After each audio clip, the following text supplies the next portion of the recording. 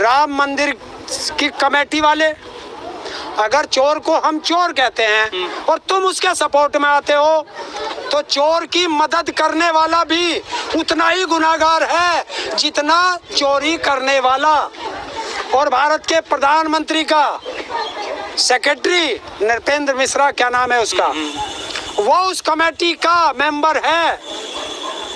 तो क्या प्रधानमंत्री को पता नहीं है? क्या उत्तर प्रदेश के मुख्यमंत्री को पता नहीं है कि जब हमारी जमीन का सर्किल रेट 5 करोड़ 80 लाख रुपए था, तो वो 2 करोड़ में उसकी रजिस्ट्री कैसे हुई? और जबकि डीएम भी उस कमेटी में, तो है ना लूट। तो वो तो इस आरोप को खारिज कर रहे हैं ना, खारिज कर रहे हैं इस आरोप को। यार वो उन्होंने तो बताया, इनका गोबर पात्रा आके टीवी पे दिखा रहा कि 2 करोड़ में यो खरीदी और 18.5 में बेची। तो बता 2 करोड़ का बेनामा कैसे हुआ? जवाब दे। और दूसरी चीज, कल एक महाराज और बैठा था, उसने कहा 135 खसरा नंबर की जमीन मैंने दान की है ट्रस्ट को, और वही जमीन जो वहाँ का मेयर है उसके भतीजे ने फिर ट्रस्ट को बेच दी, बेनामा कर दिया 2.5-3 करोड़ में, कितने में वो पैसा खा गए। तो भैया वहाँ तो ये हो रहा, राम नाम की लूट सके तो लूट। हरेंद्र जी, अभी तो जमीन जो प्राथमिक चीज होती है उसमें एक मिनट रुको। हाँ।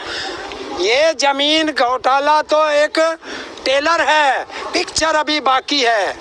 ईंट, सीमेंट, रोड़ी, बदरपुर, पत्थर और मूर्ति, अच्छा, सब पे घोटाला आएगा। फिर दुकान आवंटन होंगी, उन पे घोटाला आएगा। घोटाले का अड्डा है या मंदिर है? अड्डा बना रहे। जो इन भगवान प्रभु राम में जो 115-20 करोड़ लोगों की श्रद्धा थी, जिन लोगों ने पैसा दिया, ये उसका अड्डा बना रहे हैं। लेकिन देश के जो भगवान प्रभु राम को मानने वाले हैं वो इसे बनने नहीं देंगे, बेनकाब करके मानेंगे। कहना है कि आरोप लगाने वाले तो आरोप बरसों से लगाते रहे हैं और अभी भी राम मंदिर बन रहा है तो उसमें अड़चन अड़का रहे हैं। नहीं, भगवान राम का मंदिर बनना चाहिए, लेकिन जो ये चंदा चोर हैं ये जेल जाने चाहिए।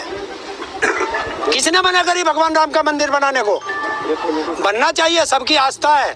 पैसा आ गया, पहले 1400 करोड़ का घोटाला कर चुके हैं लोग। बार बार कितना चंदा देगी देश की जनता?